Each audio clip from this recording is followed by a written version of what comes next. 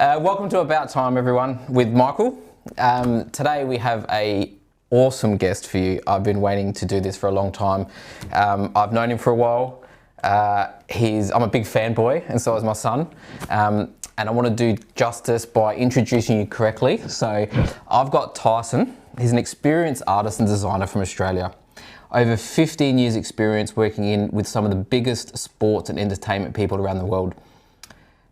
He's widely recognised as the creative leader in the trading card industry, known for his innovative designs and unique approach to art. In 2020, he made history as the first artist to create and launch official licensed trading cards directly with athletes by himself, resulting in significant growth and popularity. His trading cards drops feature top-tier athletes. They've gained significant traction with products often selling for much more and commanding high prices on the secondary market. Some of the celebrities Tyson's worked with and has collaborated with are Stephen Curry, Allen Iverson, Floyd Mayweather Jr., Tyson Fury, Alex Pereira, and many more. There's some big names, man. They're huge. With an extremely successful career and only a brighter future to come. Where did Tyson start? Like, how did this all begin? Oh man, like I was just a kid who loved sport like most guys did. And you know, my dream was to become like play in the AFL, play in the NBA. Yeah. And obviously like when you hit like 14, 15, you probably honestly realize that those things aren't going to happen. You're actually not that good. You're not huge, you're not tall, you're not... Nah, but I love it and I wanted to stay involved in it. Yeah. And the only thing I was kind of good at in school was like art and design. And I just had this kind of weird idea where it's like I want to mold the two together. Yeah. And this is like pre-date, like sports teams didn't even have design teams. Like they didn't even, and there was no content online or anything. And I just stumbled upon like these forums on the internet. Would have been about 2004, and they just had some people making basketball wallpapers and basketball avatars and signatures that you would use on your forum account. And then I was just like, oh, this is cool. And I just started a digital photography class in school. Yeah. So this is year 12? Year 10. Year 10, yeah, right, yeah. 2005, I think it was, 2004. And yeah, I just kind of fell in love with that. I made like a magazine cover of myself, like doing a through the leg dunk or something. It was really corny, but I absolutely fell in love with that. And then I was like, this is how, because the only thing I was good at in school outside of art design was like maths, and I was like, I don't want to do maths for a career. Yeah. And I looked at it and I was just like, maybe there's something here. There's people on this forum online, and then it just kind of quickly just like built like traction where you know, a few years later I was like 17 in high school, year 12, and you know, I'm working for the Lakers, which was my dream client. How old? 17? Yeah, and the Americans old school, so they pay by check. Yeah. And it would have the Lakers logo, and I'd go to the Aberfoyle Park Bank SA with a Lakers check, and I'd go to cash it, and I could, like, the first time I did it, all the girls were like talking behind the back, and they came out and they're like, oh, do you play for the Lakers? And I'm like, dude, I'm at the Bank SA at the Aberfoyle Park. I clearly don't play for the Lakers. Don't you think anything's going wrong with that? Like, you're dropping off a check with the Lakers sign. I don't know, man. Like, it was pretty... Did you frame that? You still got that? No, I've still got it somewhere. I've got to find it. It is, like, something I should frame. Yeah, that's cool, man. You got to have that on the wall or something. And that was my first client, which is crazy. And that was my dream. Yeah. It was only a very, very small thing. It was like making wallpapers for the Lakers when they were in the playoffs. But that's, like, a crazy thing to kind of and I ticked off so much early in the bucket list. Yeah. But that's kind of how it started. And then, you know, where it is like today, like sports teams and leagues and everything have massive social media, like content and everything. But I remember looking, there was a period of time where the NBA would announce their All-Star. I actually looked back on Instagram and it was like probably like 10 years ago. So we're not talking like 20 years ago. Where they would announce their All-Stars, and it was just they'd screenshot a Microsoft Word document, and it'd be like LeBron James votes, like Stephen Curry votes, and like at that this time, is the NBA, like $1 billion industry. Yeah. And me and my friends, like I started a group called Posterizers, and a bunch of my friends from around the world who were designers as well that had the same passion as me. We would make these cool graphics on Twitter and Instagram and stuff when these things happen, like an all-star announcement or someone dropping 50 points.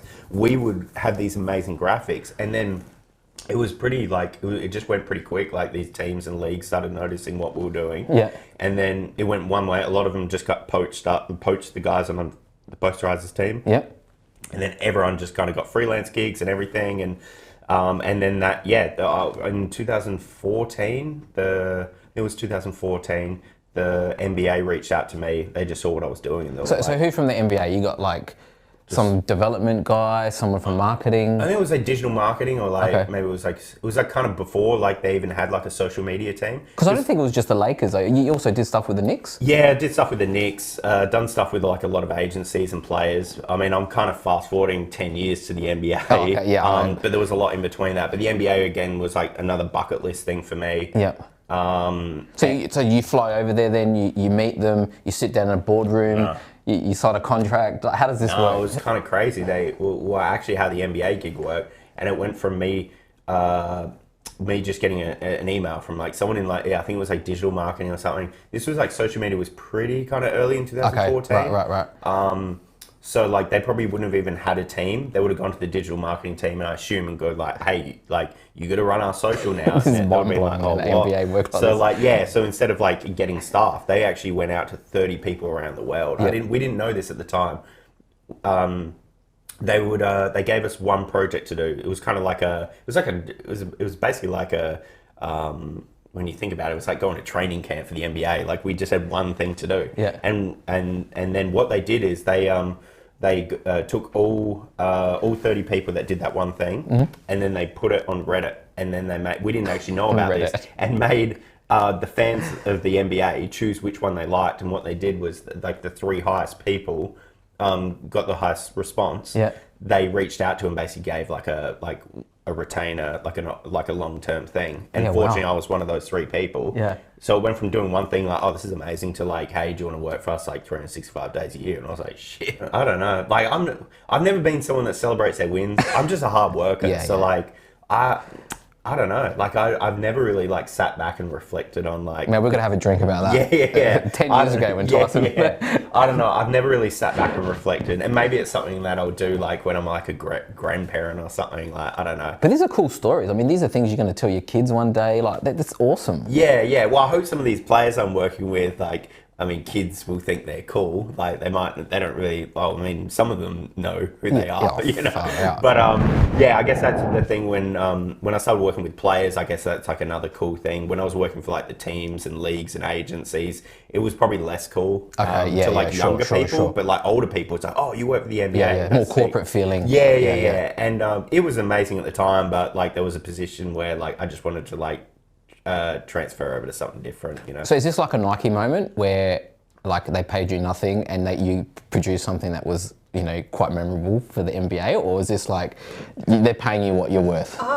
No. I never had an issue with what I got paid. Okay. Did you structure that, or they structured that?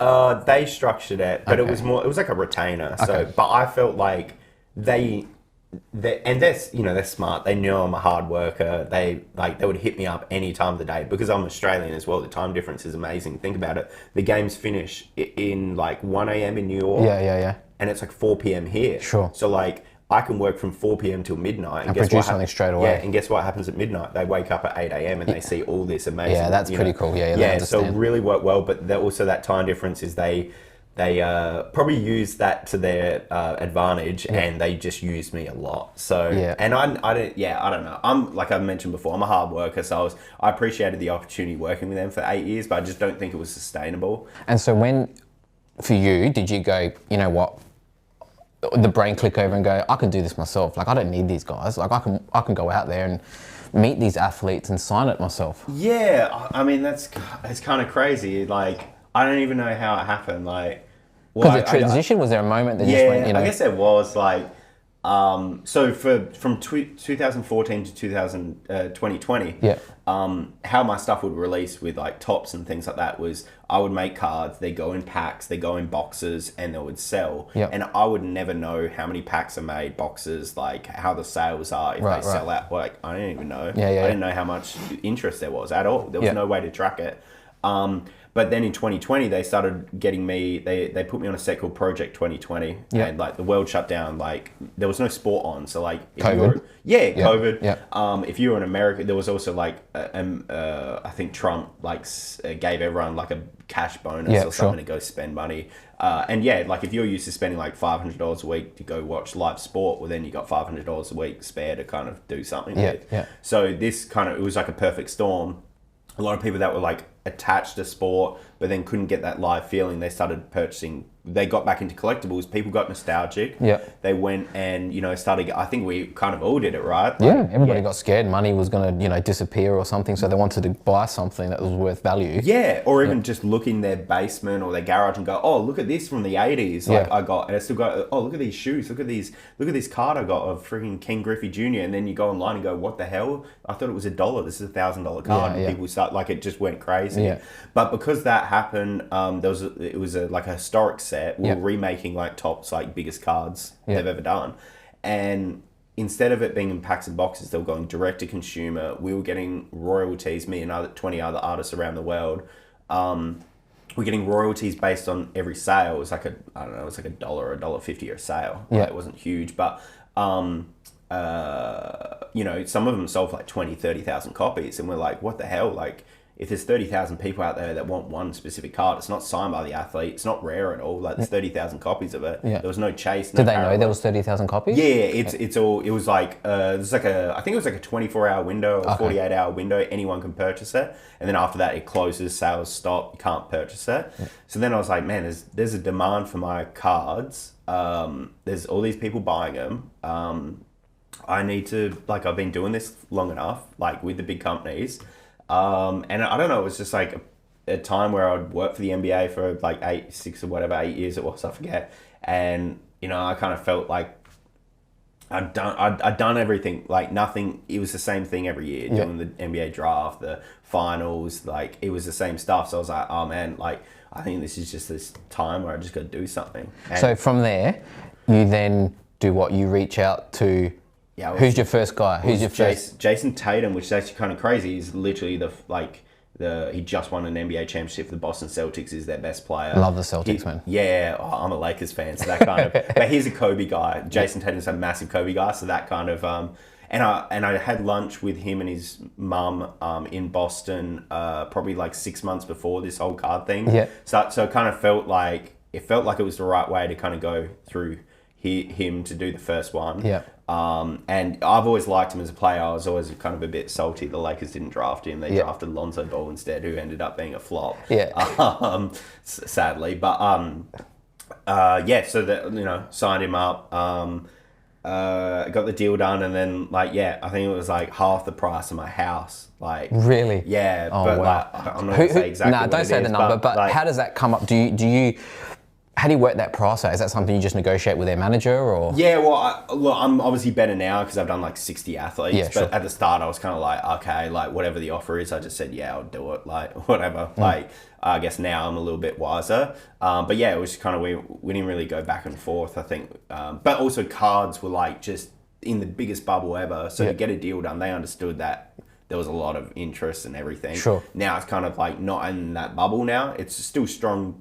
It's still strong now, but it's not in this crazy bubble. So I don't know. I looked at it and I was just like, I looked at my wife and, I'm good at saving. I kind of worked like 2 jobs for like a long time as well. Like, running 100 hours a week for like 5 years, and it was crazy. And I was just like, nah, like I just got to take, I don't know. It's just a moment where I was just like, I got to take a risk. I got to do something here. And I signed the deal,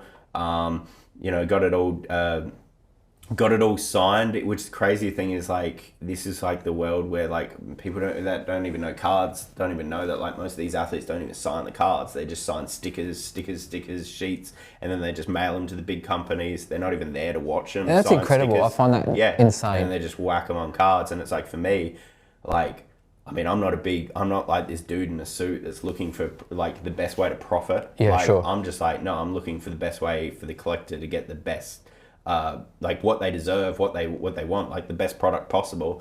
And because I'm a fan of the game myself, I'm a collector myself, so like I'm more connected to who I'm selling to.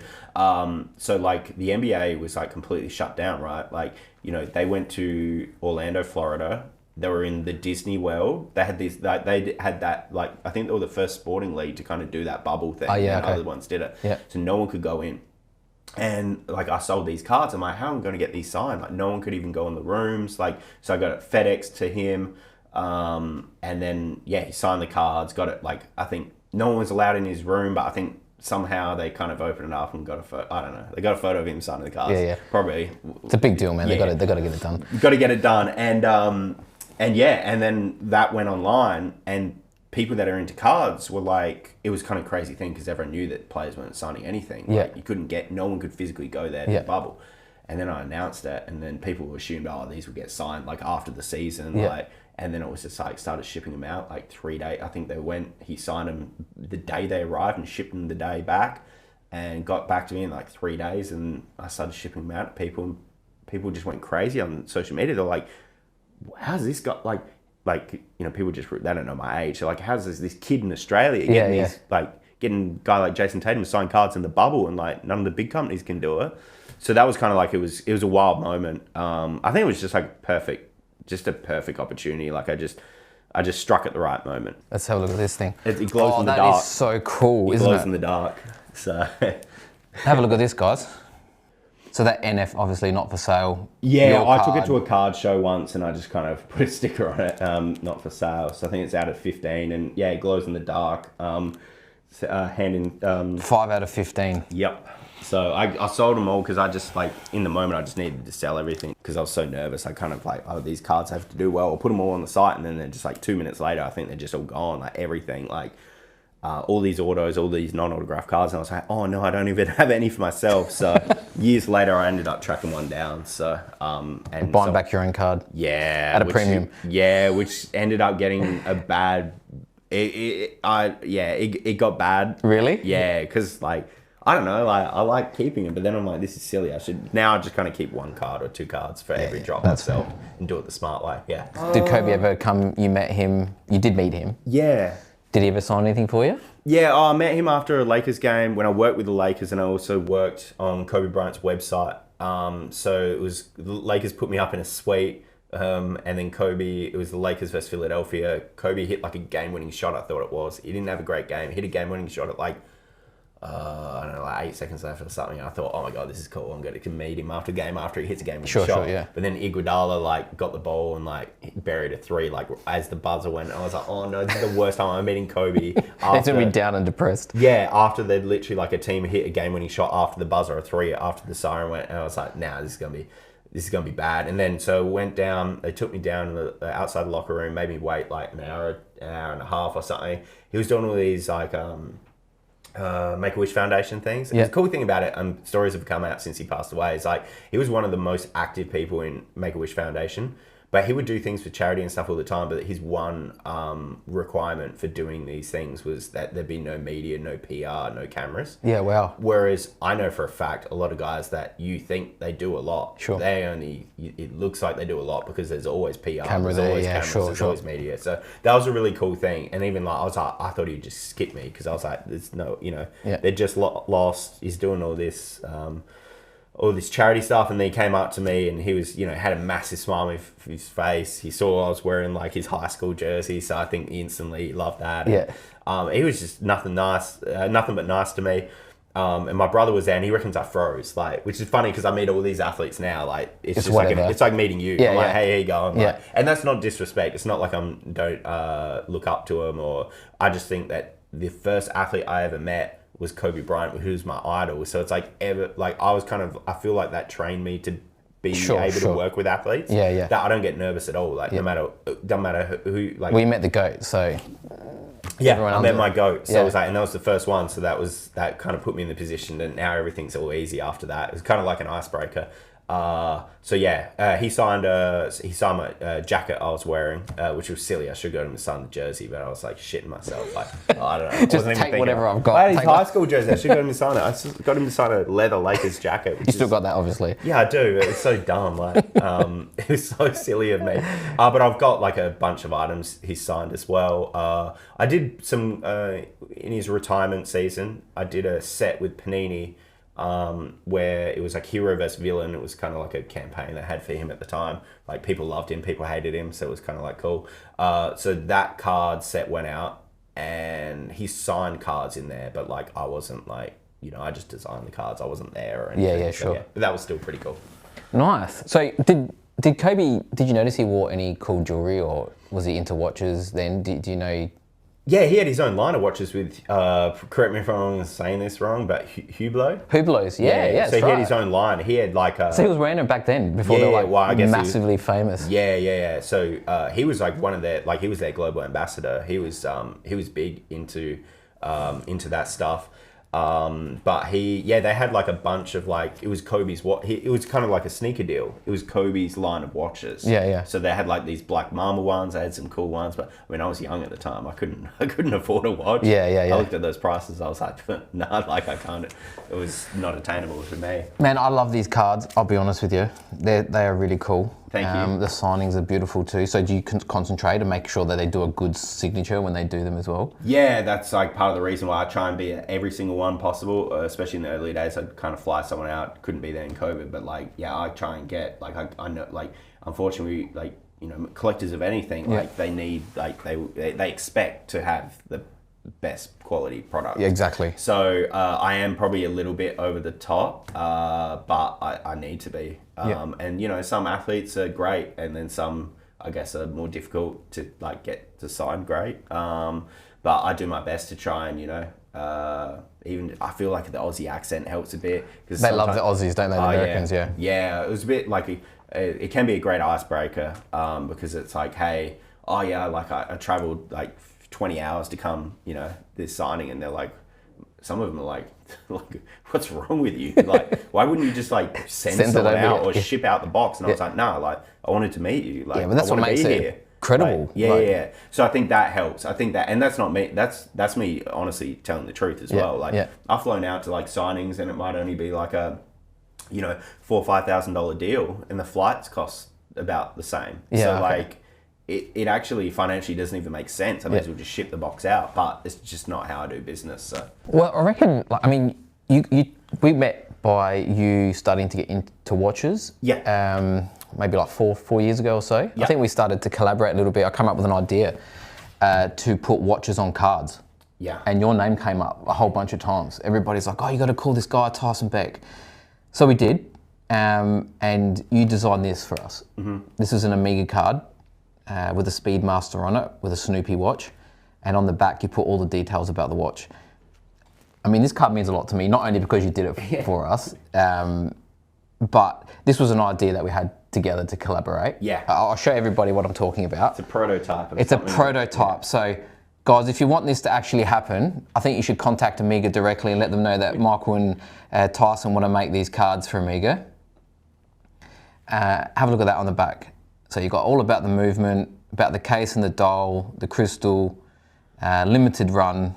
How long I think we turned that around in like 24 hours as well, didn't we? Didn't we? I think you did a couple as well. Yeah, you did too, yeah. So we did this card, which is fantastic. And then we thought, you know what? How cool would it be to have this signed by an astronaut or, someone famous that has to do with NASA.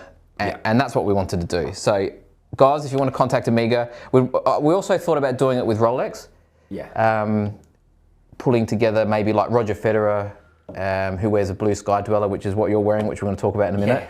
Yeah. But doing a Roger Federer card. Yeah. Australian Open or US Open, Wimbledon. Yeah. Him holding up the trophy, wearing his blue Sky Dweller, signed by Roger Federer. Yeah. I mean, come on. Yes, I noticed you had a really cool box there. Can we see that box? Yeah, so I started doing boxes after I got my first watch from you.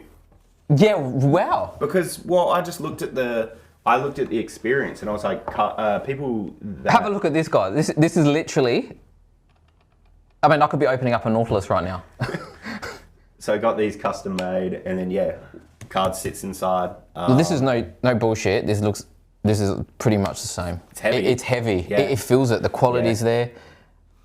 Yeah. And you keep the card inside. That's a great idea, isn't it? Look at that. And that's my, I mean, I thought, I just thought that, after the experience from getting a watch with you, that experience of like you're not walking away with a watch, you're walking away with like the whole package. The whole package. Yeah, Whereas a car, like people go to a card store. You go to a card store, that's just sitting there. It could be $3,000. You buy it, they just give it to you like that. You walk away. What do you do? Like, I mean, it's crazy to think that there isn't something like this. So is there a price point that you'd go? So you'd go like yeah, it's only like the real high end. Yeah.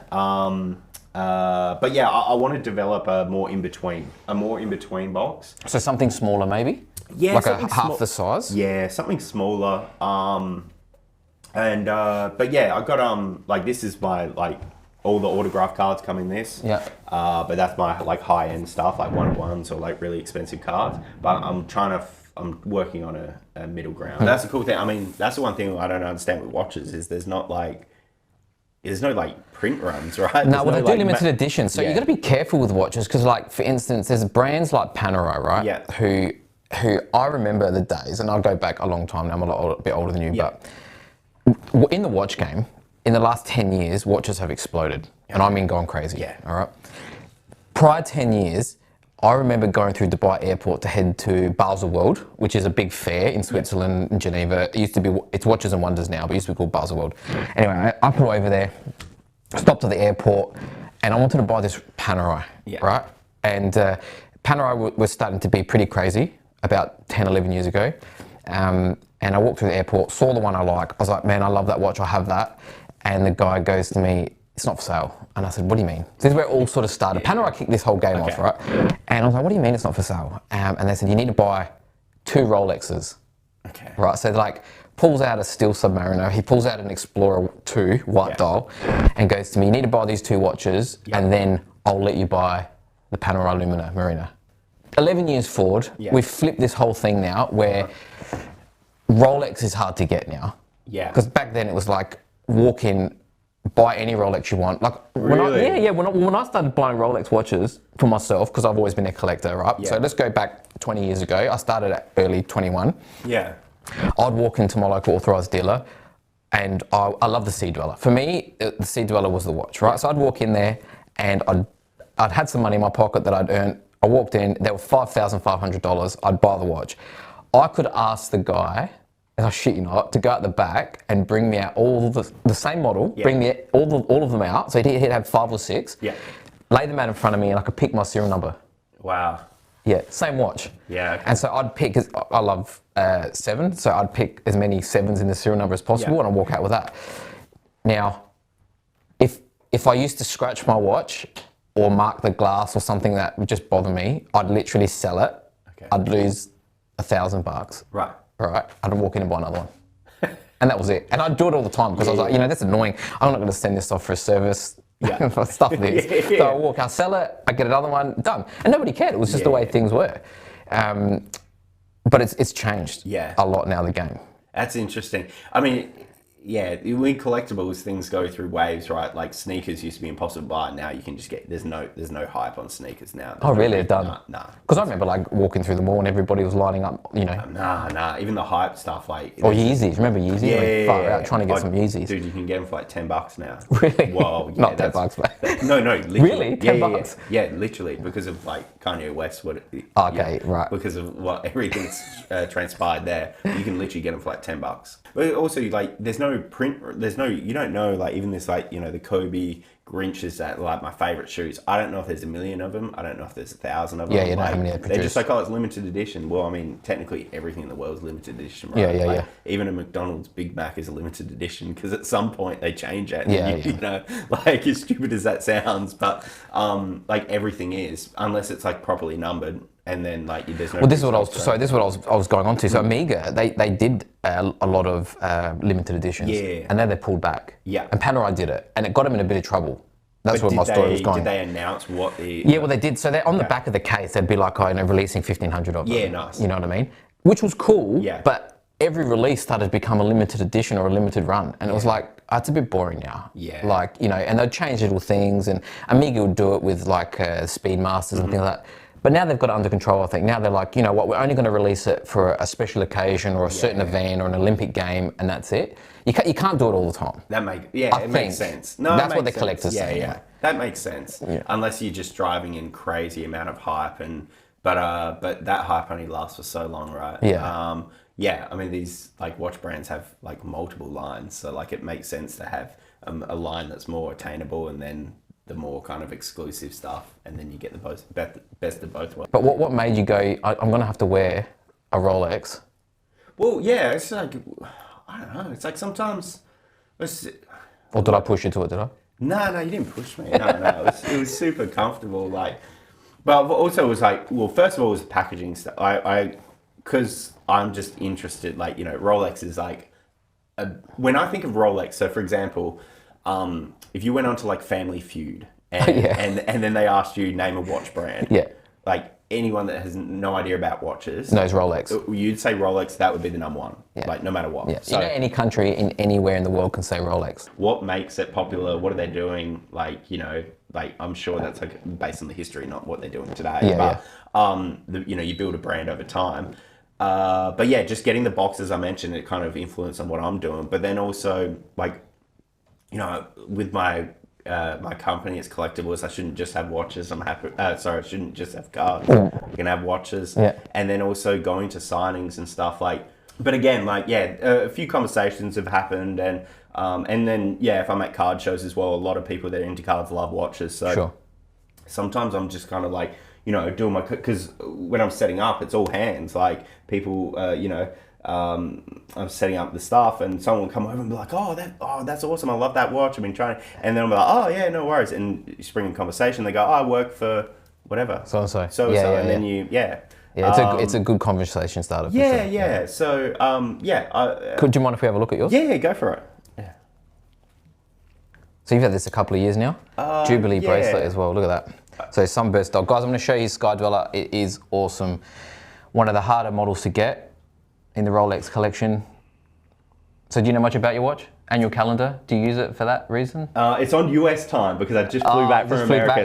So you do use it. Good on you. That is. I think that's why we got it for you, for that reason, because you need a travel watch. Yeah. And my phone goes dead all the time, so that's handy to have. But yeah, it is. Jubilee bracelet. Look at that. That's beautiful. This is a new model for them as well. Now they're doing a mint green dial, but believe it or not, the blue is still one of the most popular. Yeah, they call it a sunburst. You even use the month correctly on March. There you go. At that. But the date, it is in America. It would be LA time. Yesterday. That's LA time. Yeah. So a little bit about the Sky Dweller. This model, I think, was released in around 2017, which is pretty awesome. It is their most complicated watch at the moment. I'm not sure why Rolex don't want to release a perpetual calendar or anything like that, but I'm sure they will eventually. They have done some, you know, sort of complicated watches in the past, but at the moment, their current lineup, that is it. That's the popular one. So obviously you know this, but for those at home, crown connects to the bezel. Turn your bezel 3 clicks. One does your time, one does your date, one does your month. Yeah. Yeah, which is pretty awesome. Most of them just have a date and a time function. This was a new model for them, and I'll tell you a funny story about this. Yeah. I met a guy, this would have been, so this came out the first Sky Dweller came out in 2012. Yeah. So when it was released, we had a JLC watchmaker come into our store, and we had dinner with him. He was an awesome guy. The name, I can't remember, but the story I'll never forget. And he said to me, he used to work for Rolex in the R&D team, okay? And he was part of the group, there was 3 of them at the time, to design this watch. And unlike other companies, and I think a lot of companies will produce a movement and they'll just release it. That's it, right? 12 months later, 24 months later, and it goes to market. And they haven't really ironed out a lot of the problems with the watches, right? So that's why they come back straight for a service, or they've got an issue they've got to fix, or things like that under warranty. This watch, the Sky Dweller, this watchmaker talked so highly about it, being on the department of the R&D sort of team. They put this movement in a Tudor. So Tudor is their lesser brand. They put this movement in a Tudor, just a generic Tudor. Nobody in the whole of the Rolex company knew what they were doing. It was top secret. So they invented this movement, put it in a Tudor, and these guys wore it for 7 years. Yeah. Ironed out all the problems with it. Anything that was going to go wrong with it, they worked it out. Yeah. And then by 2012, when they're ready to release it, they put that movement in this watch and they released it to the general public. I mean, that's awesome. That is. Not many companies do that sort of stuff. Yeah. I mean, 7 years of R&D before they can release a watch. That's what you want to hear, though. These watches lasted, 50, 60 years. Their kids are coming in or their grandkids are coming in and they're going, I need to get this serviced. Yeah. Is it working? It's still working. We just want to get it serviced. I mean, what can you do? How can you do that with, I mean, cars and stuff like that maybe, but and they cost an absolute fortune. Oh, yeah. Whereas, you send your watch over to Switzerland, we'll do all of that for you. Rolex will send it over or Patek will do it. Take 12 months. Yeah, it costs a bit of money. Yeah. A, it's worth a lot of money. Yeah. It's worth doing. And B, it's going to outlive us again. It's going to, those kids or grandkids are going to wear that for the next 60 years of their life and hand it down to their kids. Yeah. There's not many things, I think, in this world now that you can do that with. That's good. So with the vintage watches, all the value almost is in the dial and the hands. Yeah, okay. So, and I think, people are going to get upset with me for saying this, but collectors over the years, over 20 years or 10 years or whatever you want to say, have sneakily come in and picked imperfections as more desirable and rareable. More rare. And I think it's incorrect. I think they shouldn't, but they do. Like for instance, I'll give you an example quickly. So they've got a model called like a Submariner No Date. Okay. It's like a 14060, but it's a 5513's original model after it transitioned. So 5513, they call it a spider dial. Yeah. This spider dial has cracking or crazing, if you will, all over the dial. Now that's because the company back then, Rolex were outsourcing for their dials. That company would give them their dials, they'd put them in the watch. Over the years, the lacquering wasn't as good, so it would crack. Mm-hmm. So that's an imperfection. Yeah. Rolex know this, and when you send it back, they'll swap it out for you. That's fine. But that's become rare now. That's like, I want my watch to be cracked. It's called a spider dial. But at the time, no one wants it because they're like, well, what the hell? This is wrong. It's cool though, back in the day, to have these little things. Yeah. I mean, bezels changing colour. So there was like the GMT, they call it the Pink Panther now. So they have this 1675 GMT Master, awesome watch. And the bezels just changed colour in the sun over years and years of, having that radiation. And, all the dials go what they call tropical, which is like they go from black and they change to like a brown colour. And they're worth heaps of money. I mean, you get vintage subs with tropical dials now, you're talking 50,000 plus. Yeah. For a watch that doesn't have that, that's had, say I got that watch. Yeah. Tropical dial, all original, hasn't been touched. Let's just give it a value of 50,000. Yeah. I'll send that to Rolex. They swap all the parts out, make it look brand new. Yeah. 15 grand. Wow. Yeah. That's crazy. But I mean, that's the cool thing about collectibles is like certain things mean different. Like it means different to other people. So like the everyday person off the street would be like, well, I'd rather the one that looks clean and proper, right? Yeah. I don't want the one that's got these pinking and like all these color errors and everything. Yeah. But for people that are hardcore into things, like that stuff like means more to them. Like, let's say for example, like even a game worn market, like so there's like a game worn like NBA like Michael Jordan jersey or something, and it's got like blood on it because he like friggin' like I don't know, like say you got like cut during the game or something, and because that's like the only one out there with like blood on it or tear or something from like someone like ripping his jersey or getting in a fight or something, that is heaps more valuable. And say for example someone bought it and they're like, oh well, I'm going to clean this up to try and make it worth more. You've actually done the opposite. You've actually devalued it because it was something about it that was cool and different and separated from all the other ones. So I kind of view that the same as watches. It's like, those imperfections kind of, there's storytelling and there's something special about it. So. I had an old fella come in once. He was an awesome dude. He had this, what they call a mil sub, which is like so back in the day, Rolex used to give out Submariners for $100 to World War II vets and things like that. That's cool. Yeah, and they used to literally hand them out, $100 used to be your pay, and that used to be your ticket home. So if you got stuck anywhere, you could literally sell your watch to get your ticket back home. Yeah, cool. And this guy was in the British military, and he told me he got 2 mil subs, and this watch now will be worth $500,000. Wow. All right. He swapped it for the first coloured television. And he was telling me this story, and the poor guy had like a tear running down his face, mate. I felt so sorry for him. It could be worse, something. Hey? It could be worse, something. It could, it could, but it is what it is. But someone now's got that watch and laughing somewhere. Can we do a comparison with your? Because I'm wearing an AP, guys. Yeah. Raw oak, stainless steel blue dial. I haven't actually compared them before. I'd love to see the dials next to each other. Difference in the blues. So we got one tapestry dial. Which blue looks nicer in your Oh, yours opinion? is cool, man. It's like a really deep. Yeah, like, yours. blue, They reckon the Sky Dweller blue is probably the best blue ever made. Yeah. And the contrast with the white Arabic numbers, like it's just awesome. See, it's harder to see. Yeah. The blue. Yeah. And plus yours is bulletproof. It's been tested for 7 years. There you go. Perfect for America then when I go over there for signings. Exactly. All right, Tice. It was awesome to have you. Thank you. No, I appreciate it. Thank you so much for coming on the show. I really appreciate it, mate. Showing everybody your cards. You're doing awesome things. I heard you got some really cool things coming up soon. Yeah, always cool things. Very excited. Appreciate the opportunity of coming up here. Yeah, it's great to be able to come on here and just chat about collectibles and stuff like that. Appreciate it. Yeah, anytime you want me on, I'm here to help. So yeah, You're a legend, man. Cool. Thanks, brother. Thank you. I'll see you soon. Appreciate it.